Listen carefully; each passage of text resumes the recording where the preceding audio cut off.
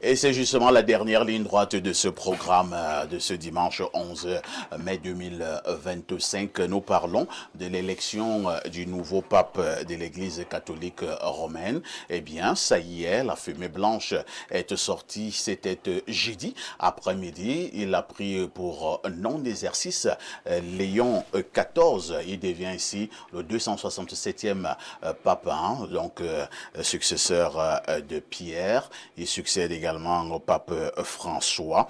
Ce matin, la principale question que nous posons par rapport à cette élection du nouveau pape de l'Église catholique est celle de savoir si le président américain Donald Trump a influencé justement cette élection, sachant bien évidemment également que le nouveau pape est de nationalité américaine. Je commence par le professeur Mathias Eric Owonangini. Trump a-t-il influencé, a-t-il usé de son influence? Il a essayé, mais le résultat n'est pas nécessairement ce qu'il attendait.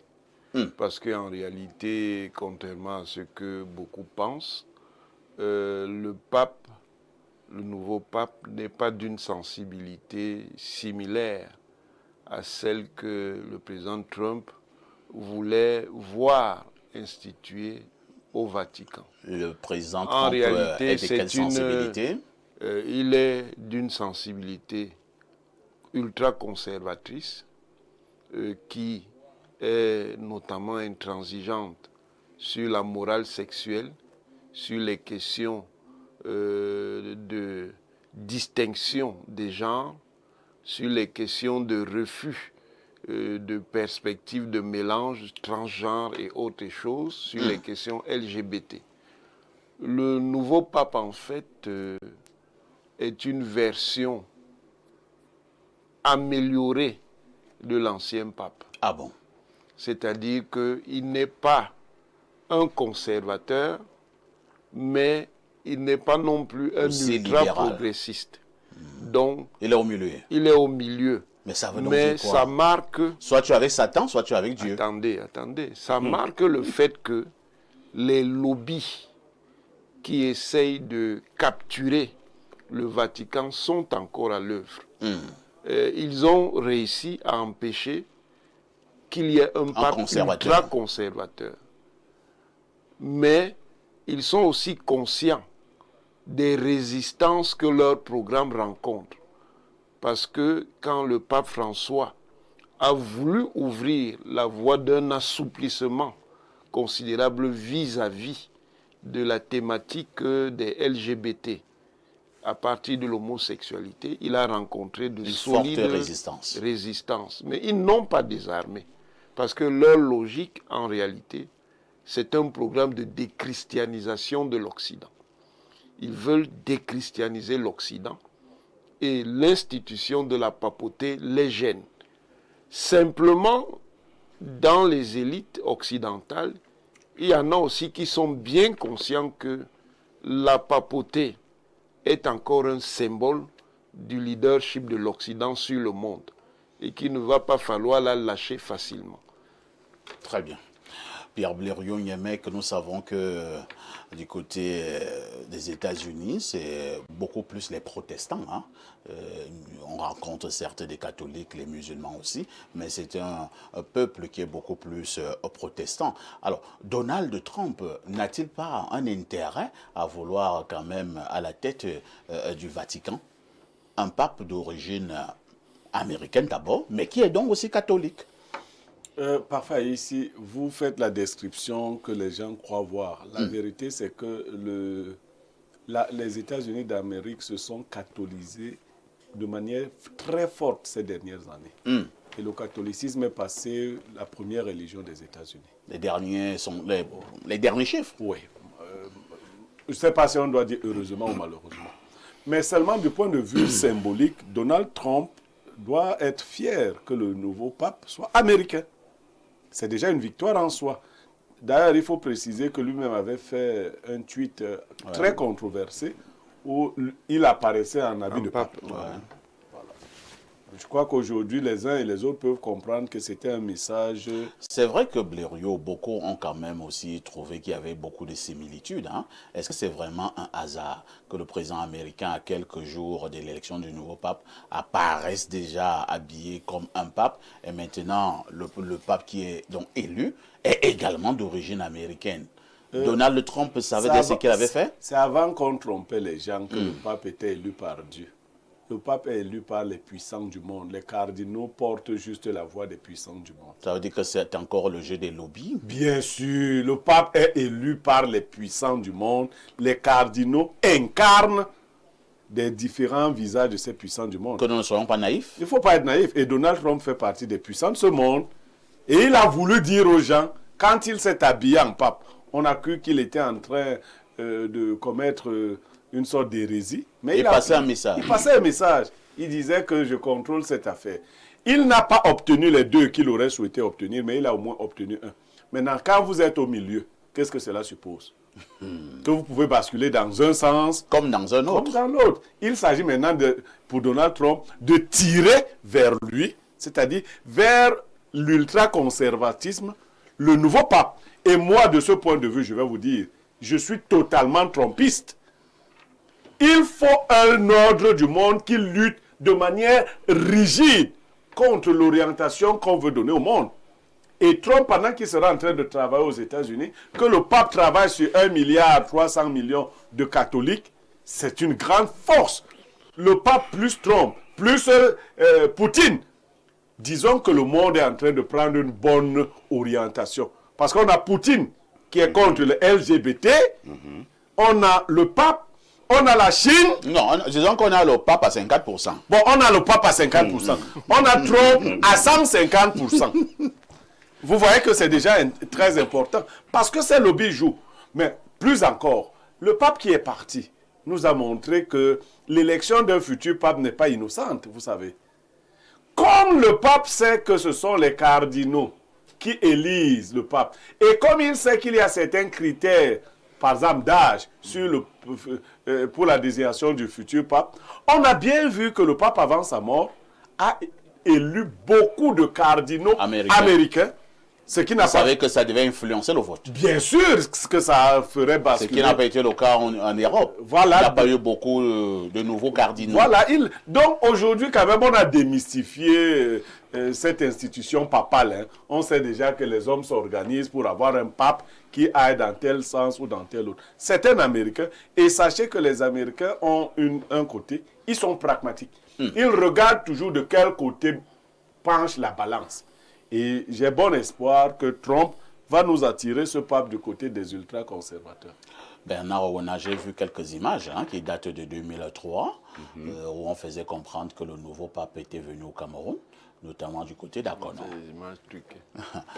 Maintenant, je vais savoir si ce sont des images vraies ou alors ce sont des fakes. Bon, passons. Entre-temps, le nouveau pape, à peine élu, on l'amène déjà au centre d'une autre controverse, surtout controverse encore à caractère purement sexuel. On fait comprendre que du temps où il occupait un poste stratégique au Vatican, il a eu à couvrir ce qui avait été épinglé comme étant ayant commis des actes d'abus sexuels. Et lui, le nouveau pape, à cette époque, les avait couverts. Je suis très... on fait remonter l'affaire. Oui, je suis très gêné parce que je suis de cette église et quand je vois comment un pape n'est pas capable d'assumer une position par rapport à quelque chose qui ménage le monde... Ça vous inquiète? Ça m'inquiète. Donc il n'est pas question qu'un pape dise qu'il est à 50% ou à 25%. Il doit dire que je suis contre le fait que les hommes couchent avec les hommes, que les femmes couchent avec les femmes. Le pape François a dit que ce sont également les enfants de Dieu. J'en viens. Le pape François, donc, rentrant d'une visite officielle quelque part, je ne sais pas où, et il a dit dans l'avion qu'il le ramenait à Rome devant les journalistes dans son vol. Il a dit que si un homme décide d'aimer un homme, lui, il est qui pour juger l'homme-là? Donc c'est cette attitude des papes-là qui me gêne un peu, qui m'embarrasse. Le pape François l'a dit. Il a dit dans l'avion aux journalistes occidentaux qui l'accompagnaient que cela si votre foi. Si un homme décide de coucher avec un homme, lui, François, il est qui? Si un homme décide de tuer un homme, il est qui pour le Bon, moi je l'ai regardé comme ça, j'ai eu peur. J'ai dit que voilà un pape qui parle comme ça, moi ça ne m'encourage plus à aller à la messe. Parce que quand un pape dit qu'un homme peut coucher avec un homme, lui ne peut pas juger cet homme-là. Ça veut dire que le prêtre peut te demander quelque chose là-bas à la messe. Ça va m'embarrasser. Donc, le pape, quand j'ai regardé les élections, les résultats de cette élection-là, j'ai vu que le pape Léon 14 a eu 30%, que son challenger a eu 19%, c'était un Sud-Américain, et que celui que les Français, les Occidentaux plébiscitaient dans leur sondage là-bas était presque dernier avec 3%. Donc, c'est pour dire que je suis d'accord avec ceux qui pensent que le pape François a préparé quelque chose qui a abouti à ces résultats parce que... Le pape François a préparé sa succession. Oui, personne n'a vu venir l'Américain. Personne ne l'a vu venir. Et donc, Trump aussi élu, parce que vous savez que Trump a signé une décision la semaine dernière qui demande qu'on chasse de l'armée américaine tous les transgenres sexuels. Donc, lui ne blague pas avec les transgenres, il ne blague pas avec les homosexuels et autres. Il est déterminé à en découdre avec ces gens-là. Et donc, du coup, quand il prend le pouvoir et que, au même moment, un Américain arrive à la tête du Vatican, il y a bon espoir que les lignes peuvent bouger un peu. Mais je dis, parfois ici, oui, il y a une hypocrisie qui me dérange au sein de l'Église. Laquelle? C'est cette affaire où chacun sait ce que font les prêtres et les évêques. Et officiellement, personne ne veut dénoncer cela. Moi, je ne sais pas si chacun sait ce qu'ils font. Hein. Les évêques, les prêtres, ils disent des messes. C'est ce qu'ils font. C'est ce que toi, tu sais. Bon, ce que nous savons, nous autres, qui allons à la messe... Vous n'êtes ni évêque ni prêtre. Non, on côtoie les prêtres et les évêques. Lorsque vous allez à la messe, est-ce que vous voyez un prêtre faire autre chose que de dire la messe? J'ai des voisins prêtres qui sont mariés. Vous êtes sûr qu'ils sont des vrais prêtres? Ok. N'est-ce pas, moi, j'assiste à leur messe. Il y a même des évêques qui sont mariés au Cameroun. Bon, vraiment, ce n'est pas la problématique. Non, ce n'est pas. Je vais donc dire que tout ça embarrasse un fidèle sérieux comme moi. D'accord. Et je suis d'accord que je veux que l'actuel pape, le nouveau pape, prenne ses responsabilités. Et c'est vers ce chemin que, en empruntant ce chemin, je vais repasser la parole au professeur Owenangini. Le nouveau pape a été élu. On sait que le règne du prédécesseur, pape François, a été un règne, je ne vais pas dire tumultueux, mais un règne quand même de temps en temps polémique. Est-ce que le nouveau pape Léon XIV sera à la hauteur de la situation, sachant qu'au sein de l'Église catholique, ça bouillonne? Quels peuvent être les grands enjeux du nouveau pape? On peut s'appuyer sur certains indices comme le choix de son nom de pape. En choisissant d'être Léon XIV, peut-être le pape donne une indication qu'il va suivre une voie qui est assez semblable à celle de Léon XIII. Léon XIII a été un pape de refondation, et notamment pour ce qui concerne les affaires sociales, en fait ce qui concerne le bien-être social, le confort social, la sécurité sociale. Il est l'initiateur d'une encyclique célèbre, Rerum Novarum, à travers laquelle le Vatican s'est adapté à l'évolution de l'Europe, qui était marquée donc par de fortes luttes sociales entre des classes, les classes favorisées, les classes riches et confortables, contre les classes laborieuses, les classes populaires. Il avait beaucoup mis l'accent sur l'importance des réformes sociales pour qu'il y ait plus de justice sociale dans la vie des sociétés. Peut-être qu'en prenant ce nom, et déjà son action précédente en tant que cardinal s'inscrivait dans cette voie, il veut faire cela. Et en cela, il est dans une large mesure le continuateur de François. Parce que autant François était controversé sur la question spécifique des LGBT, autant ça a été un pape qui a aussi mis l'accent pour dénoncer les injustices, les inégalités, la domination. Par exemple, son positionnement par rapport à certains conflits politiques, comme le conflit israélo-palestinien, était assez poussé dans le sens de la dénonciation de ce qu'il considérait comme de l'oppression dont les Palestiniens étaient victimes. Donc, moi je dis que ce pape, c'est une version adoucie de François. Et c'est ce que Bernard Ouena ne veut pas entendre. Hein. C'est Cette pas bien. affaire de version adoucie, Vraiment. version améliorée, alors que vous êtes pape, vous avez la Bible C'est pour avec ça- vous, c'est vous pour savez ça- ce que la Bible permet pour ça et que ce je que la vous ai Bible dit que- condamne. C'est quoi cette affaire de C'est pour version ça que je vous ai adoucie? dit que le fait qu'il soit américain est trompeur. En réalité, pour ce qu'on en sait, ces orientations ne sont pas très aimées de l'équipe dirigeante américaine actuelle avec le président Trump et le vice-président Vance, qui eux étaient pour un pape beaucoup plus conservateur. Donc, on va voir comment il va agir, mais il faut pas... Par ces indices-là, professeur, Oui. où nous arrivons déjà à l'élection et où l'enjeu de l'élection, ou bien l'un des principaux enjeux de l'élection du nouveau pape devient, est-ce que ce sera un progressiste, est-ce que ce sera un conservateur, ainsi de suite. Est-ce que ça ne montre pas que le Vatican est en train de piétiner les vertus prônées dans la Bible? Non, ce n'est pas en soi le Vatican qui est le problème. C'est qui? Ce sont les élites hégémoniques qui y a en Occident. C'est-à-dire, c'est l'establishment. Si le Vatican ne peut plus contenir non. ses élites. Non, mais le Vatican a perdu le pouvoir temporel depuis longtemps. Mais il avait encore, pendant longtemps, le pouvoir moral et spirituel.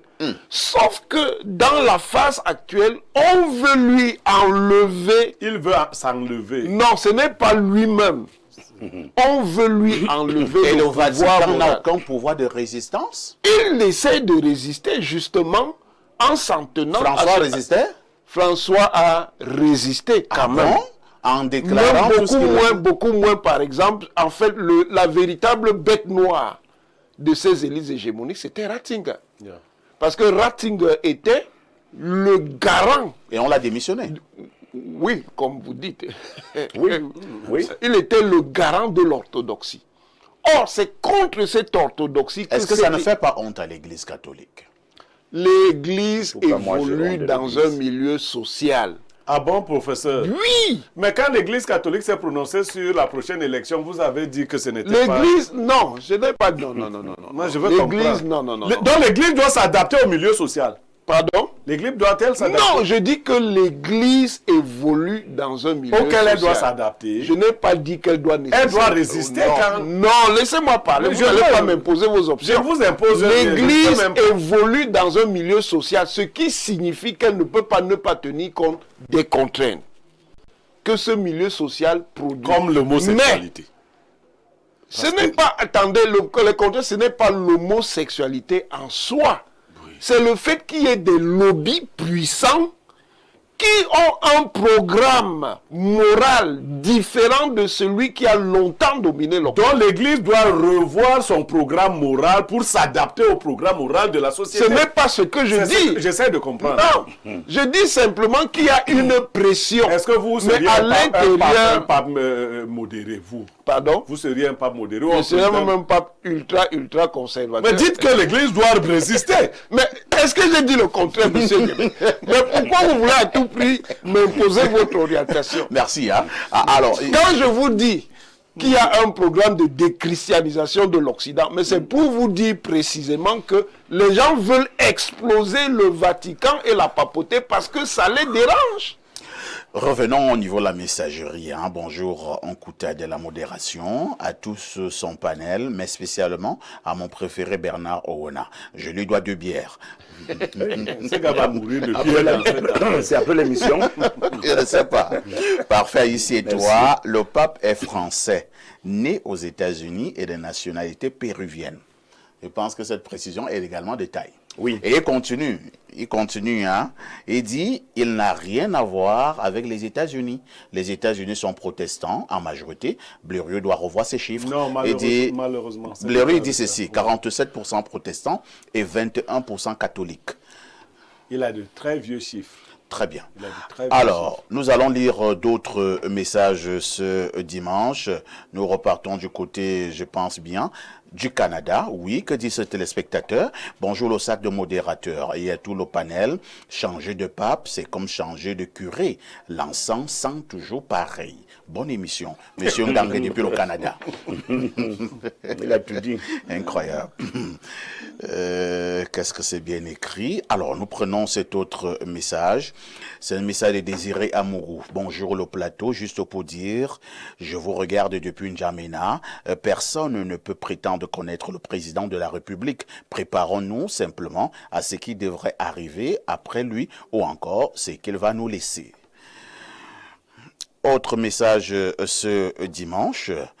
C'est vrai que c'est un long message, hein? J'espère que je vais tout le lire. Bon dimanche à vous sur le plateau. Les hautes instructions que ce monsieur Bourgi détient peuvent nous amener à ne pas trop douter d'un éventuel chaos, vu qu'au niveau interne, toutes les conditions d'un chaos sont réunies. Je ne sais pas de quoi vous parlez, hein. Il s'agit de quelles conditions? Il parle de l'opacité dans la gestion des ressources et la richesse nationale, l'oppression, la compression, l'instrumentalisation, le népotisme, le trafic d'influence, l'injustice et la corruption impunie et entretenue à des fins politiques par les dirigeants, le musellement des partis politiques de l'opposition avec le refus systématique des manifestations, la désubstantialisation des intellectuels et des... Oh là là. Le reste, c'est tellement mal écrit, hein. On va sauter. Prenons rapidement cette autre préoccupation. Allons au plus 33. C'est un message qui nous vient de la France. Bonjour, le plateau. L'homosexualité est une valeur européenne, car tous les grands noms qui ont bâti ce continent ont été des homosexuels, dont la guerre de lobby va se poursuivre et les LGBT et qui contrôlent les médias. Les États-Unis sont protestants en majorité. Un autre message ce matin, qu'est-ce qu'il dit? Bonjour Perfecto, l'Église ne doit pas, mais surtout pas, s'adapter à l'environnement social. C'est l'inverse. Jésus revient bientôt. C'est Roger depuis Odia. Roger préfère appeler Jésus, hein, de tous ses voeux. J'espère que c'est le même Jésus que Chief Mila Souté appellera également tout à l'heure. Chief Mila Souté, bienvenue à nouveau sur cette plateforme. Oui, merci, parfait, je suis là. Mila Souté, nous parlons du nouveau pape qui a donc été élu. Il s'agit de Léon XIV. Première préoccupation, avez-vous l'impression que ce pape a du pain sur la planche au regard de ce qui se passe actuellement au sein de l'Église catholique? Deuxième préoccupation, que doit faire le nouveau pape en urgence? Oh, parfait. J'ai écouté les interventions avant de parler du pape, je voudrais répondre très rapidement à un panéliste qui apportait la précision sur le fait que ce n'est pas clair du tout dans le résultat de ces élections. Bon, je crois que celui qui dit ça est dans la pantalonnade, parce que nous savons bien tous que ce n'est pas le DPC qui proclame les résultats. Il y a beaucoup de Camerounais qui pensent que le Conseil est tout en train du RDPC.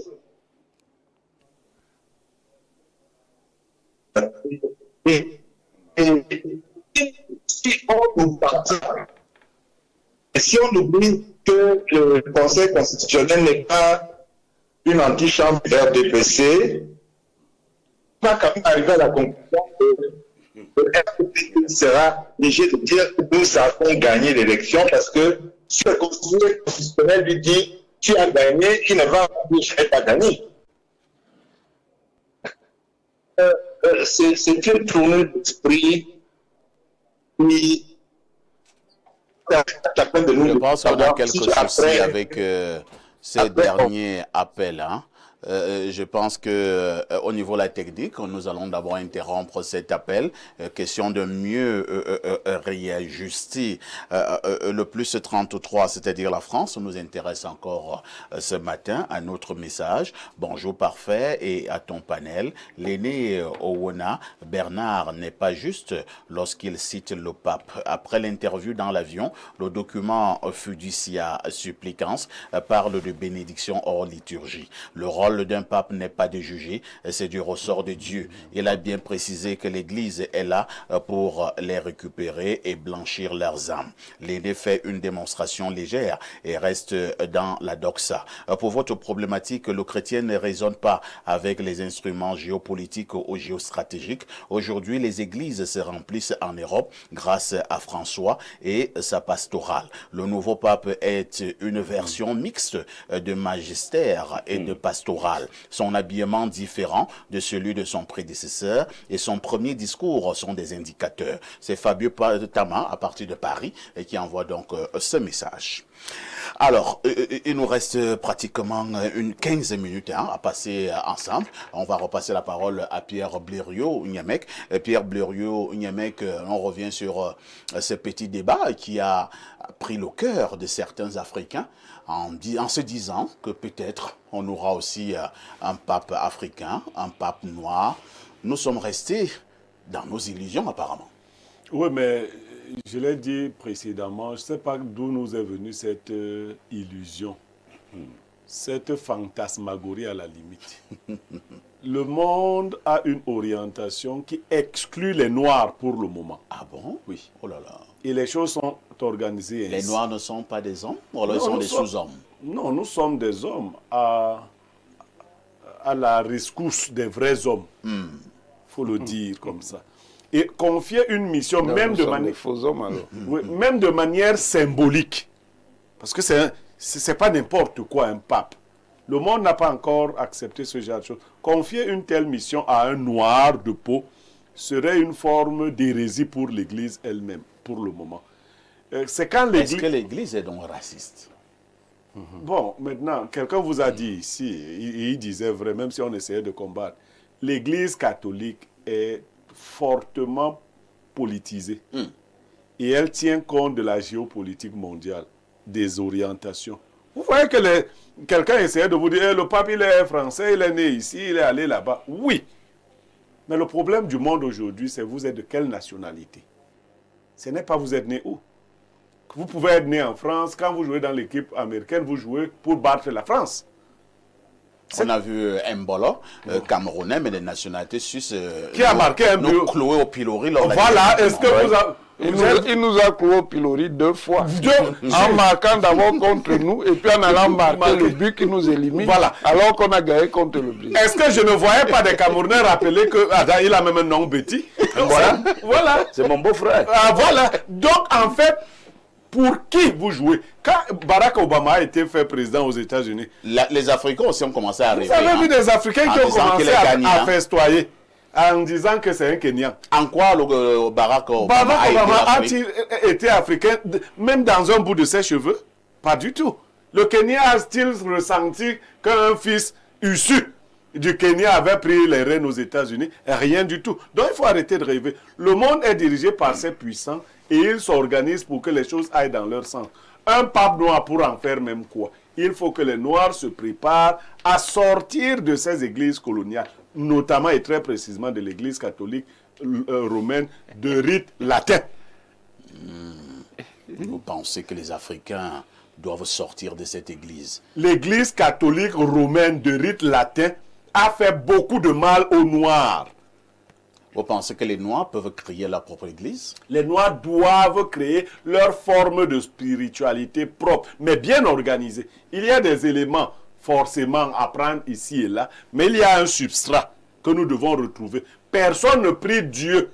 Dieu ne vous entend pas quand vous lui parlez dans les langues des autres. Professeur Owonangini, c'est un problème, un vieux problème, pertinent, ma foi. Est-ce qu'il n'est pas temps que les Africains ouvrent grandement les yeux? Moi, je sais que vous êtes Très englué dans la religion Englué. catholique. Oui, Robert. Je vous vois souvent à l'église envoyé. C'est une expression négative. Et je vous vois souvent très, engagé, très peut-être, méditatif. Pas bon, disons donc engagé. Mais ça, c'est un catholique de jour, hein, ce monsieur. Ah bon? Parce que depuis, c'est un africaniste. Est-ce que les Africains ne gagneraient pas à forger leur propre Monsieur spiritualité? ici, les choses se font dans le temps. Et la conscience spirituelle s'affirme ou se réveille dans le temps. La chrétienté catholique va être confrontée à une contradiction. C'est que malgré ce qui se dit, malgré son projet universel et universaliste, elle ne peut exister qu'en s'enracinant dans des sols qui ont des spécificités culturelles. Et il va donc apparaître à la longue, et ce n'est pas valable que pour l'Afrique, ça l'est aussi pour l'Asie et pour l'Amérique latine, qu'un problème de légitimité va se poser, puisqu'en réalité, le vivier dominant du christianisme catholique se trouve désormais essentiellement en dehors de l'Europe et en dehors des descendants européens d'Amérique du Nord et d'Océanie. Il se trouve en Amérique latine, où il y a aussi des descendants d'Européens, mais mélangés avec des Indiens et des Noirs. Il se trouve beaucoup en Afrique, et particulièrement en Afrique subsaharienne. À un moment donné, il y a un risque de déphasage entre donc une base qui viendrait de l'Asie, qui viendrait de l'Amérique latine, qui viendrait de l'Afrique, avec un sommet qui lui resterait toujours essentiellement européen. Il y aura une distorsion parce que c'est une réalité sociologique et anthropologique. Et vous voyez déjà la frustration que les Africains catholiques ressentent parce qu'ils estiment que si l'Église est universelle, à un moment donné, cela doit aussi se traduire symboliquement par un chef de l'Église qui soit similaire à ce que sont les croyants africains. Or, l'Église catholique porte aussi un corpus que les Européens pensent être le leur. Donc ça ne va pas être évident qu'ils acceptent que des non-Européens n'ayant pas des souches européennes soient les leaders de cette organisation. Est-ce que cela ne nous ramène pas au débat que j'ai tenu ici jeudi passé, les véritables origines du christianisme? Non, pour les origines maintenant au niveau spirituel. Pourquoi? On a l'impression que l'Europe pense que le christianisme est dans leur affaire. Le christianisme n'est même pas né en Europe. Il est né au Moyen-Orient. Et ces souches juives viennent de spiritualités qui sont nées en Afrique noire. Les divinités, les pratiques rituelles, les principes sont nés en Afrique noire. Au Soudan, se sont développés en Égypte, ont été transférés en Asie par Canaan, qui était essentiellement noir. Et c'est Canaan qui donne l'héritage, cet symbolique à ce qu'on va appeler Israël. Donc, à un moment donné, et c'est ça la dynamique de l'histoire, il y a déjà dans la géologie de la croyance catholique des mouvements tectoniques qui sont en train de naître et qui vont, à un moment donné, faire apparaître d'autres organisations. Merci, professeur Owenangini. Il y a un téléspectateur là qui envoie un message. Je pense que Bernard va répondre. Le pape n'a jamais encouragé l'homosexualité. Et voilà ce qu'il avait dit. Si un homosexuel décide de suivre le Seigneur, qui suis-je pour le juger? Donc, ça c'est plutôt un encouragement à la conversion. Non, sauf que ce n'est pas ça le sens de la doctrine traditionnelle de l'Église catholique.